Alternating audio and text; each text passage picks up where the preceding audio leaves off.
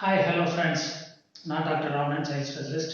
இன்னைக்கு ஒரு முக்கியமான விஷயத்தை பற்றி பேச போகிறோம். குழந்தைங்களோட அறிவு வளர்ச்சி எப்படி நம்ம கண்காணிக்கிறது, எப்படி கண்டுபிடிக்கிறது, எப்படி அவங்களோட எதிர்காலத்தை மிக சிறப்பாக வடிவமைக்கிறது, அவங்க வடிவமைச்சுக்கிறதுக்கு நாம் எப்படி உதவியாக இருக்கிறது.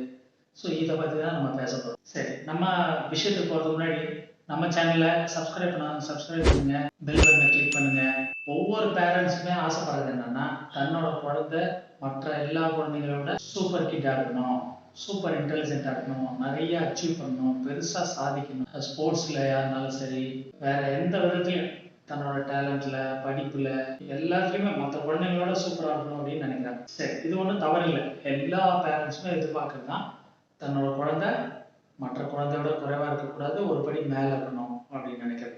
ஒரு உதாரணமா ரஷ்யால என்ன பண்றாங்கன்னா, குழந்தைங்களை ஸ்கூலுக்கு சேர்க்கறதுக்கு முன்னாடி ஒரு பெரிய ஹால் இருக்கும். அந்த ஹால்ல கொண்டு போய் விட்டுருவாங்க. அந்த ஹால்ல பாத்தீங்கன்னா பல விதமான பொருட்கள் இருக்கும். அதாவது பாத்தீங்கன்னா ஒரு பொறியியல் சம்பந்தமா பொருட்கள் இருக்கும், ஒரு மெரைன் இன்ஜினியரிங் சம்பந்தமா பொருட்கள் இருக்கும், மெக்கானிக்கல் இன்ஜினியரிங் பொருட்கள் இருக்கும், ஆர்ட் இருக்கும், கிராஃப்ட் இருக்கும், மியூசிக் இருக்கும், ஜிம்னாசியம் அதாவது விளையாட்டு சம்பந்தமான ஏரியாஸ் இருக்கும். இப்படி பல துறைகளை சார்ந்த பொருட்கள்லாம் இருக்கும். அந்த குழந்தைய விளையாட விட்டுருவாங்க. அந்த குழந்தை ரொம்ப ஆர்வமா எந்த பொருளை எடுத்துக்கிட்டு விளையாடுது, இது வந்து பல நாள் அவங்க அப்சர்வ் பண்ணுவாங்க. சரி, ஃபார் எக்ஸாம்பிள் ஒரு கிட்டத்தட்ட 15 20 நாட்களுக்கு வந்து இதை டெய்லி கொண்டு போய் அங்க விடுவாங்க. அந்த பர்டிகுலர் குழந்தை சுத்தி யாருமே இருக்க மாட்டாங்க, ஒன்லி கேமரா தான் கண்காணிச்சிருக்கோம்.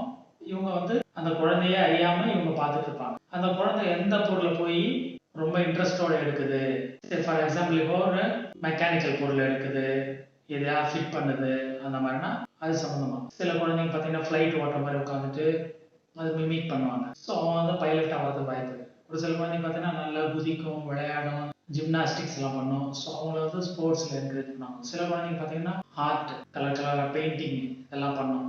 ஸோ அந்த குழந்தைக்கு அந்த துறையில வாய்ப்பு கொடுப்பாங்க. ஸோ இப்போ நம்ம விஷயத்துக்கு வரும்.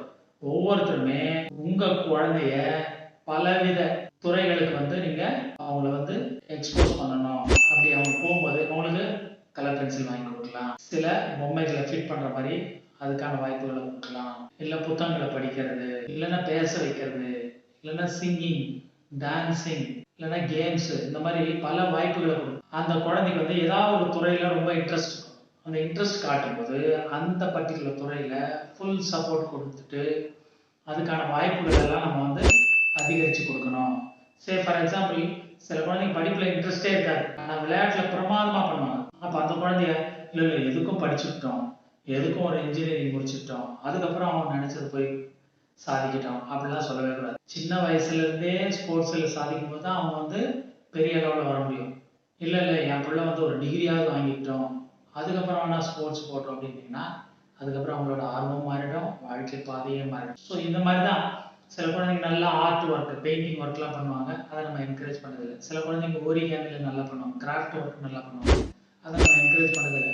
படிக்கிற நேரத்தில் ஏன் இதை பண்ணுற, டைம் வேஸ்ட் பண்ணுற, போய் படி, மேத்ஸ் போடு, சயின்ஸ் படி, இப்படி எல்லாம் சொல்கிறதுனால அந்த குழந்தையோட தனித்திறன், அந்த இண்டிவிஜுவாலிட்டி பெரிதளவு பாதிக்கப்படுது. ஸோ அதை வந்து நம்ம மாற்றணும். முதல்ல வந்து பேரண்ட்ஸோட மைண்ட் செட்டு மாற்றணும். அப்புறம் அந்த துறையில அந்த குழந்தை வந்து எடுத்த உடனே வந்து பெருசா சாதிக்காது. ஒரு பெயிண்டிங் ஒர்க் பண்ணது அதுக்கு இருக்கட்டும், ஒரு சின்ன சின்ன பொம்மைகளை வரையட்டும், ஆனா அதை வந்து அந்த எஃபர்ட்டை நம்ம ரொம்ப பாராட்டணும், அவங்களை என்கரேஜ் பண்ணணும், கைத்தட்டி பாராட்டணும்.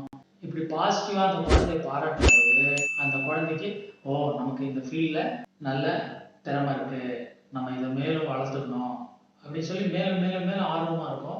ஸோ எந்த அளவுக்கு நம்ம என்கரேஜ் பண்ணுறோமோ அந்த அளவுக்கு அந்த குழந்தை மிகப்பெரிய உயரத்தை அடையிறதுக்கு வாய்ப்பு இருக்கு. அதை விட்டுட்டு உனக்கு தான் வரல, இது ஏன் போட்டு எப்போ பார்த்தாலும் கிரிக்கிட்டு இருக்க அப்படின்னு சொல்லிட்டு அந்த குழந்தைய அதனோட ஆர்வத்தை நம்ம கிள்ளி எறியக்கூடாது.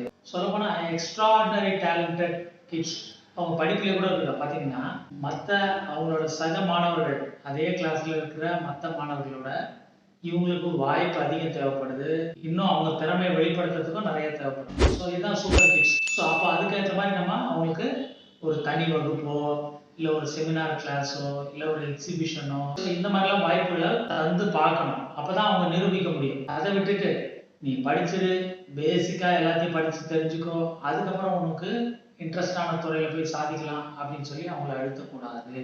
எப்பயுமே இந்த மாதிரி கிட்ஸ் கொஞ்சம் டிஃப்ரெண்ட்டாக கூட இருப்பாங்க. சில குழந்தைங்களுக்கு பார்த்தீங்கன்னா ஒரு டிஸ்லெக்ஸியா மாதிரி இருக்கும். அதாவது கற்றல்ல குறைபாடு இருக்கும். அது கற்றல்ன்றது இந்த சென்ஸ் பார்த்தீங்கன்னா எழுதுறது, இல்லை படிச்சதை ஒப்பிக்கிறது, மனப்பாடம் பண்றது, இல்ல கணக்கு சரியா போட வராது, இந்த மாதிரி எல்லாம் இருக்கும், டிஸ்லெக்ஸியா இருக்கும். ஆனா அந்த குழந்தை பார்த்தீங்கன்னா ஸ்போர்ட்ஸ்ல பார்த்தீங்கன்னா எக்ஸ்ட்ராடனரி பண்ணும், எல்லா ஸ்போர்ட்ஸ்லயும் கலக்கும்.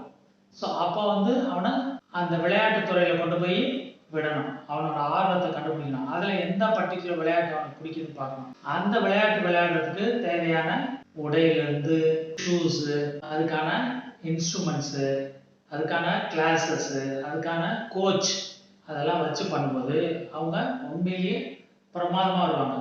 அவங்க வேர்ல்டு சாம்பியனா கூட ஆவாங்க. ஒலிம்பிக்லயே கூட கோல்டு மெடல் வாங்குவாங்க. ஸோ இதுக்கெல்லாம் பேரண்ட்ஸ் முக்கியமா ஹெல்ப் பண்ணணும். முதல்லயே அவங்களோட ஆர்வத்தை கண்டுபிடிக்கணும். அந்த ஆர்வத்துல அவங்களுக்கு எல்லா வாய்ப்புகளும் வழங்கணும். உங்க குழந்தை வெறும் படிச்சு 10ஓட 11 ஒரு பதவியில போய் உட்காந்துட்டு மினிமம் இவ்வளவு சம்பளம் வாங்கினா போதும் அப்படிங்கிற மாதிரி போதுமா உங்களுக்கு? இல்ல அவங்க யாருமே தொடாத துறையில பெரிய அளவுல சாதிக்கணுமா? நீங்க அதை கண்டுபிடிங்க. உங்க குழந்தையோட ஆர்வத்தை கண்டுபிடிங்க. அந்த ஆர்வத்துல அவங்கள உள்ள நுழைங்க. அவங்களுக்கு எல்லா வாய்ப்பும் கொடுங்க. நிச்சயமா உங்க குழந்தை ஒரு சூப்பர் கிட் தான். அந்த குழந்தை ஒரு சாதனையாளர் வரும். பெரிய நோபல் பரிசு வாங்கலாம், ஒலிம்பிக்ல கோல்டு மெடல் அடிக்கலாம், உலகின் மாபெரும் தலைவராக கூட வரலாம், அரசியல் தலைவரா வரலாம், இல்ல பெரிய சயின்டிஸ்டா வரலாம், பெரிய கண்டுபிடிப்புகளை நிகழ்த்தி சாதனை பண்ணலாம். என்ன ஃப்ரெண்ட்ஸ், நான் சொன்ன தகவல் எல்லாம் உபயோகமா இருந்ததா? அப்படி நீங்க லைக் பண்ணீங்கன்னா நம்ம வீடியோவை லைக் பண்ணுங்க. உங்களுக்கு ஏதாவது கமெண்ட் இருந்ததுனால கமெண்ட் போடுங்க. மற்றவங்களுக்கு ஷேர் பண்ணுங்க. நம்ம சேனலை சப்ஸ்கிரைப் பண்ணுங்க. நன்றி, வணக்கம்.